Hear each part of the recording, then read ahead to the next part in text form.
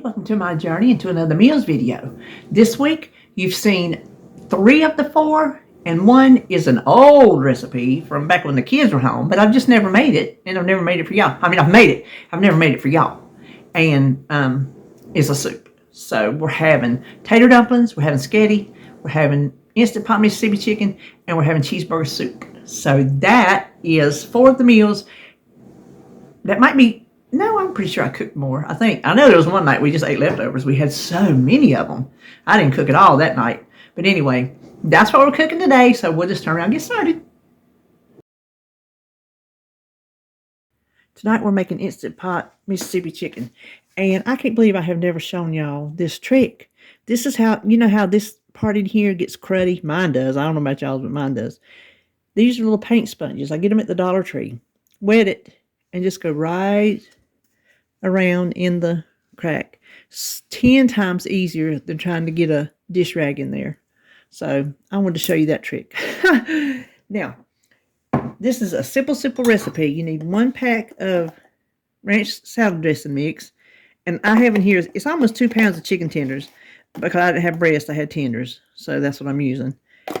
But since I'm using bulk ranch, it's 3 tablespoons. And then you need 1 pack of au jus mix. I have this homemade version, and it takes 4.5 teaspoons to equal a package. 2, 3, 4. We'll say that's a half. And then, of course, your pepperoncinis, these little things. And to us, they're hot, so we don't eat them. We just use them for the flavor. I know when you buy pizza from Papa John's, which has been years for us, they used to always put these in the box. I don't know if they still do or not. But put as many as you think you want. I think I'll go 1 more. Some of these are small. And then pour you how much ever the juice you want. Just to give a little extra flavor. And then you need, hold on, where is it? What did I do with it? I have lost, there it is.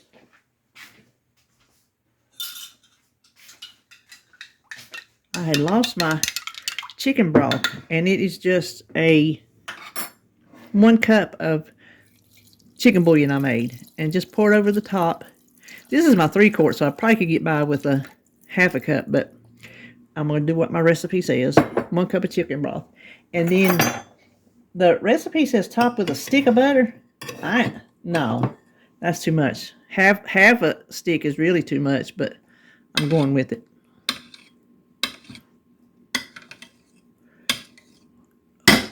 There. And then just put the lid on, seal it, and all you gotta do is cook it for 7 minutes. After that, let it release for 10 minutes before you finish it off. Okay, the chicken's done. I was watching thrifting reels, so I just let it release its pressure completely naturally.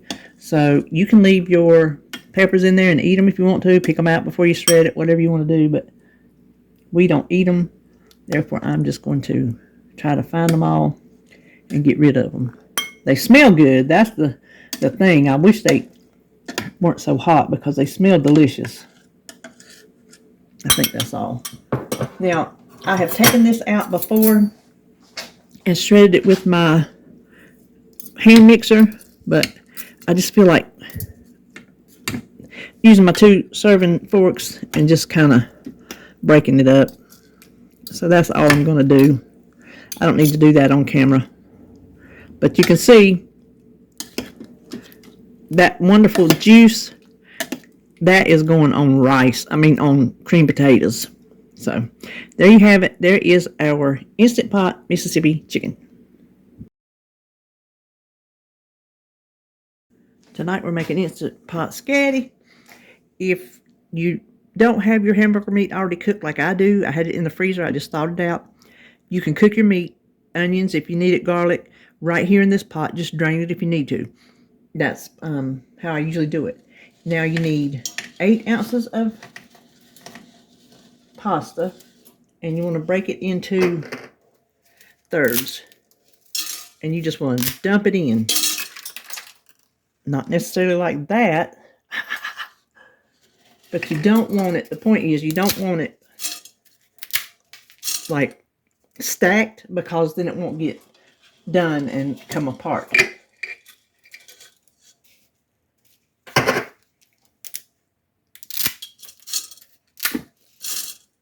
See, like that right there, you don't want that. Okay, now some of that kind of stuck together. There we go.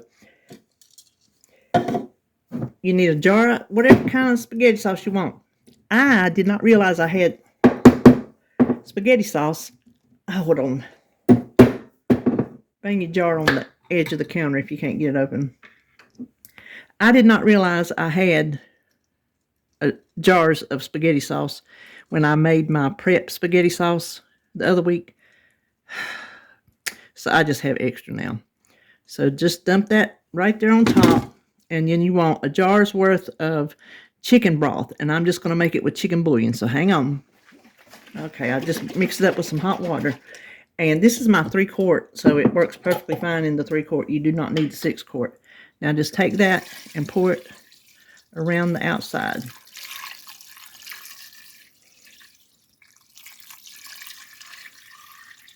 Okay. Then all we have to do is cover it, seal it, and cook it for 6 minutes. Oh, it's already on 6 minutes. Whatever I cooked last was 6 minutes. 6 minutes, that's it. That's all it takes. So I'll be back.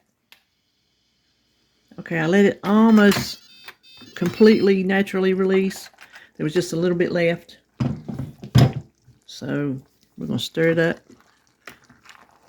Look at that. Look how good that spaghetti got done. And if you don't think it's thick enough, which by the time it sits here to cool off enough to eat, it'll thicken up even a little bit more. But you could saute it if you wanted to, but I've never had to that I recall. So there you have it. Our easy as pie Instant Pot spaghetti. Tonight we're making tater dumplings, and this is just a make as much as you want or need recipe. This is just 3 big old taters I put in here. I like to ball mine with some salt, but also some chicken bouillon powder. And you're going to cook these until they are tender, not falling apart, because we still got to cook the dumplings on them, but you want them really good and tender. And when that happens, we'll come back and make the dumplings.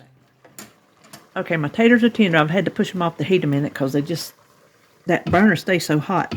What I have in here for my dumplings is 1 cup of self-rising flour.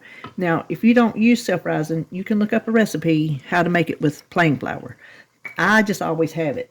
That's 1/3 cup of milk and 1 egg, because I think it's a southern staple, really. And that's all there is to the dumplings. So we're going to mix that up really good. And these are drop dumplings.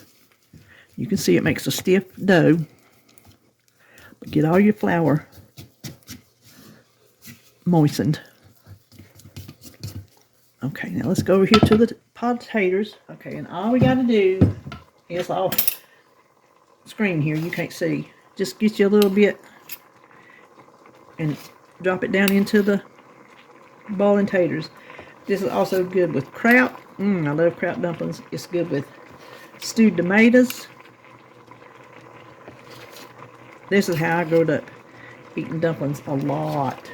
I probably should have doubled it because the dumplings are just my favorite part. Now they'll get fluffy for you, but we like them when they're sad, which means they get dense. We like them like that. So if they do get dense, we don't complain. And my taters are probably going to fall apart because they got so tender. Okay, here's the last one. Now we're going to, I hope I left enough liquid in there.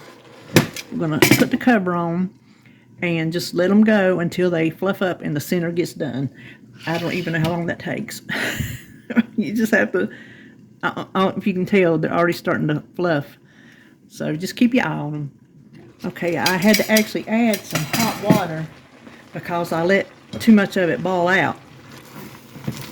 And you can see my taters got way overdone. I waited too long before I put my dumplings in.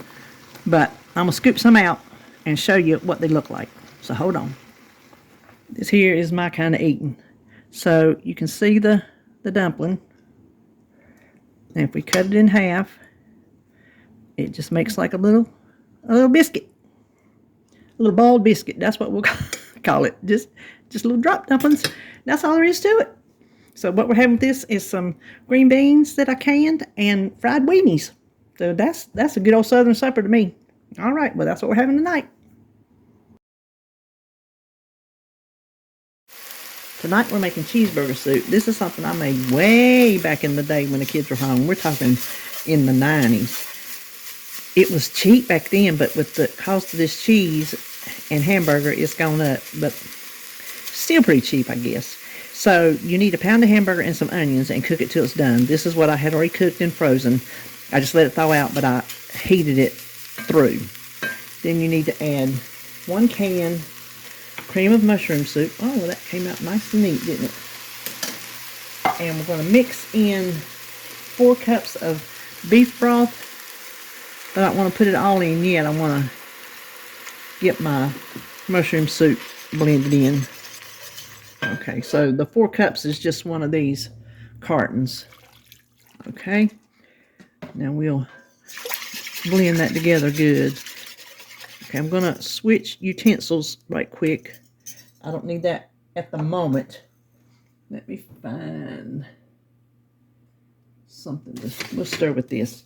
Now, you can use potatoes that you diced and cooked to add 4 cups of it, or you can use canned diced potatoes.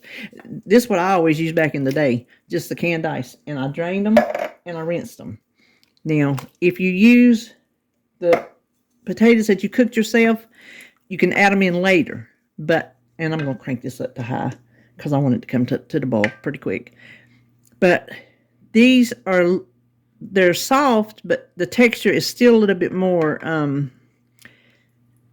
I would like them softer. So I want to boil these in this broth a little while before we add the rest of the ingredients, just to get them as tender as you want them.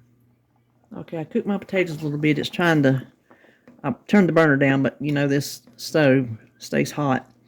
Now, the next thing you need is 1 pound of Velveeta cheese, just a little small 1 pound box, and cut it into cubes just so it's easier to melt. And we're just going to drop them in.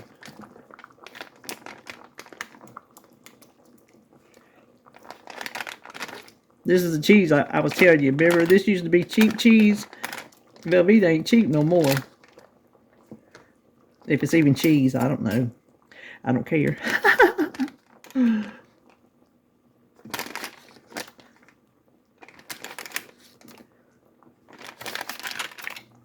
And we are just going to stir this until that cheese is completely melted and creamy. Okay, now that all that cheese has melted, I took it off the burner, and we're going to add 8 ounces of sour cream, and that's basically what I have left in this tub. Okay, then we'll just stir that in. Okay, now mine is not the cheeseburger soups that you see a lot today, like the literal cheeseburger soup, pickles and, you know, stuff like that in it, ketchup, mustard, whatever. This is just cheeseburger soup from back in the day. It's got burgers in it and it's cheese. That's all I know. So I think we got that stirred in pretty good. And that's all there is to it. That is all there is to this quick and easy cheeseburger soup.